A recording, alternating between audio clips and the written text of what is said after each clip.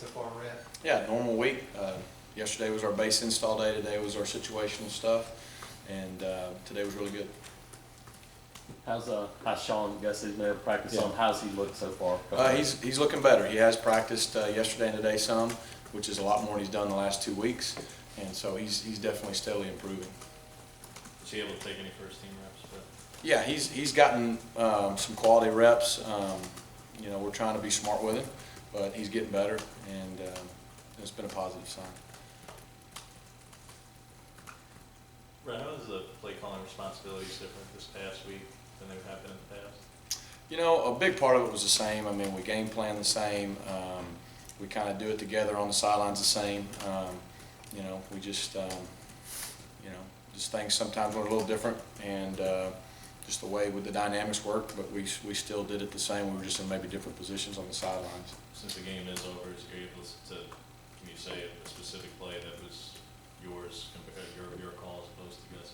It ain't about plays. You know, it's about the fact the kids played good and got the win. Where did your position change? You were closer to the line of scrimmage, is that right? Just sort of. Yeah, just down there more by, you know, Coach Applin and some of those other guys, and just, you know, where I could communicate with players even better. Talk about, is it rewarding? You know, you guys have been sort of grinding all year trying to get in rhythm, and finally did it game 9. Well, it's rewarding that our kids got a hard-fought win against a really good team in a hostile environment, and you know, there was definitely plenty of things we could have done better, but we probably played our more complete game from start to finish.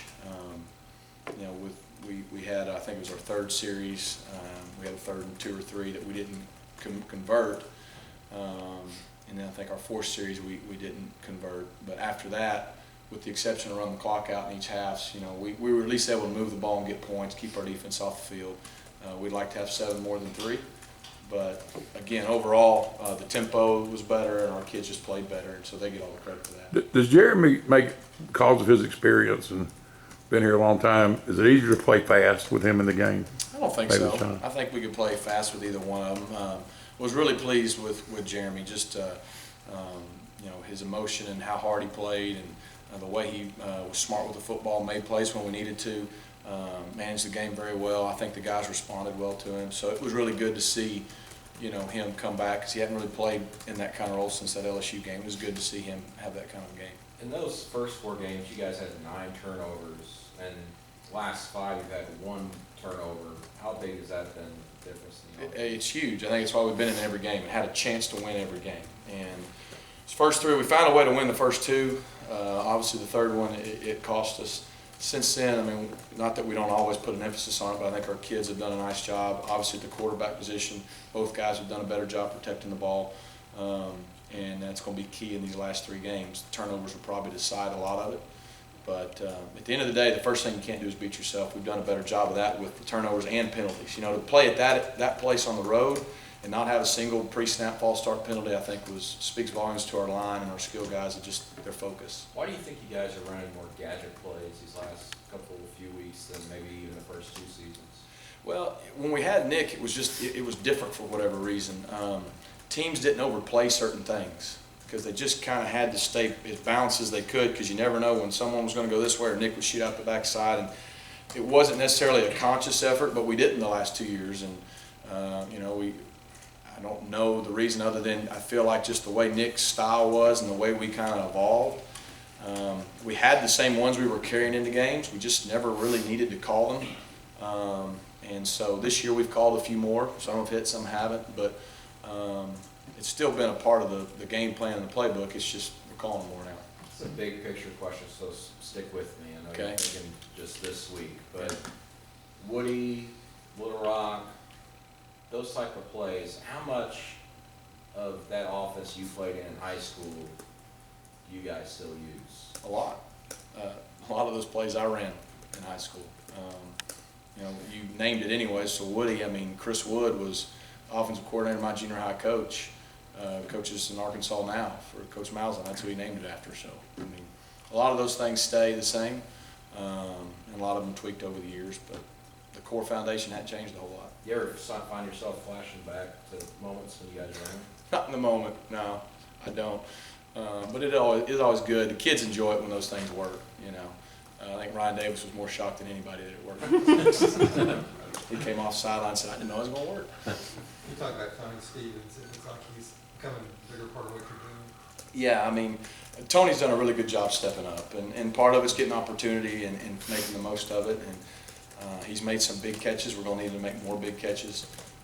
So we needed him to come on. He has. Jason's obviously getting better each week and feeling more comfortable playing that position and moving around. So, Marcus Davis is stepping up. Melvin's been steady. So we've had a lot of guys step up, and that's good. I mean, to be honest with you, when you can just spread the ball where it needs to go and not necessarily worry about feeding the ball to one specific guy, you can just run the offense and trust that whoever it is is going to make plays. I think probably it always runs smoother that way anyways. What did Georgia's defense do good against you guys last year? Well, they just stuffed us. The first drive we went down and scored and really didn't do anything well after that. They get a lot of credit for just outplaying us. I mean, it wasn't a complicated plan by them. They just executed it very well. I know if I remember right, we had some drop balls. We weren't very good on third down. We had 2 or 3 penalties on some key third downs that we converted that cost us the conversion. And, we got behind the 8 ball at their place and it just snowballed on us. And, no clue how much the game before last year lingered on us there, but we didn't come ready to play as we should have, and it got us. So we got to be ready to go. Gus has mentioned that a couple of times, talking about how well Georgia played y'all. Is that something that y'all have talked about and maybe a little bit extra motivation? Yeah, I mean, they got a great defensive staff. They do a great job. I mean, this is, in my opinion, going to be the best defense we've played so far this year. It's not even close. I mean, statistically, it proves that. They're giving up 18 points a game. A couple games they haven't even given up touchdowns. So they do a good job. I think they're a better defense this year than they were last year. They've got some youth, but they've got some talented young guys playing. So it's a great challenge for our guys. It's a great challenge just because it's Auburn, Georgia, and we need to play well in front of our home fans. Melvin's always been a clutch performer in those spots, but this year, like 11 of his 15 grabs have been for first downs or touchdowns. Just what is it about? Is it just simply because with Duke gone, someone has to be in that position, or just what is it about him that he's able to perform in that spot, that he's able to turn him in the spot? Well, he's old, first of all. He's really old. He's not that much younger than some of us coaches, but no, Melvin, he's got that veteran mentality to him. He's tough, he's smart, he's savvy, and like we've said all along, he's that guy that's just constant and solid and consistent we can count on. And so it's no surprise that he makes the big catches. He's not going to be that guy that fills up a stat sheet, but when you need him, he's ready to make a play. And I've been really proud and pleased for him because he's had a long road, and it's been good for him to have a solid year so far. We know. I don't know if it had anything to do with him stepping up more than the other. I mean, he was always going to play and be a part of it, and I think it's been about what we thought. We know you're Gus's eyes in a lot of ways, but on that prayer of Jordan Hare, he wasn't looking. You were. Yeah. When you look back at that, how funny was that he didn't even want to look at the field when Nick threw that pass because he thought it was immediately dangerous? I don't know why I was still looking because, you're already in that mode where you were upset that we had blown a 20-point lead in the fourth quarter. And then on 4th and 18, we had a play where Sammy was actually open. And so we're all looking at that, and Nick decides to throw the post to Ricardo. And so I was looking just out of sheer fear of when it did hit the ground of what I was going to have to do to figure out why we didn't throw the guy who was open. And luckily he caught it, so I didn't have to deal with that. I have no idea why he wasn't looking, but it worked out. 2 years later, Rhett, can you say how you graded that when you went back? Do what? So now that it's 2 years later, can you say what you said in the film room? How I graded it with Nick? Good job. just like we drew it up. It's kind of one of those deals. If you're going to do it, you better be right. If not, you're wrong. So, he didn't get a minus for that. Do you know where the ball is? Huh? You know where the ball is? I don't. I have no idea. Be a good study. The importance of getting Ricardo, Jason Smith involved in the running game, how big was that for you guys last week? It was big. We got perimeter yards, and we were able to, we had over 300 yards, but it wasn't all the running backs. Obviously you said Ricardo and Jason, and it was really good. I mean, that's when we're at our best, when we can, like you said, spread it around, and a bunch of different guys are involved. So, it just kind of all came together. You may not know this, but say for a bowl game, if you go to a bowl game, you guys play the next 8 games here at home. I heard that. What do you think of that and the advantages of that? We got a great home crowd, man, and it's always nice to not have to get on a plane and travel, and you know, get back at 3:30 a.m. like we did last Sunday morning.